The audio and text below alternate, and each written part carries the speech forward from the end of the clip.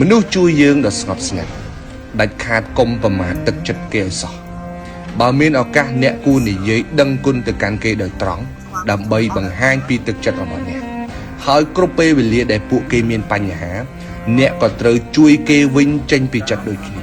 ទោះបីជាមិនបានសងគុណគេពេញលេញតែអ្នកមិនអាចមើលរំលងទឹកចិត្តរបស់ពួកគេបានទេ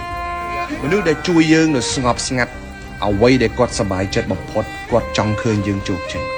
ពួកគេអត់ត្រូវការអ្វីតបស្នងពីអ្នកទេអ្នកត្រូវសន្យានឹងខ្លួនឯងថាថ្ងៃណាមួយដែលខ្ញុំទទួលបានជោគជ័យខ្ញុំនឹងមិនភ្លេចគុណរបស់អ្នកទេ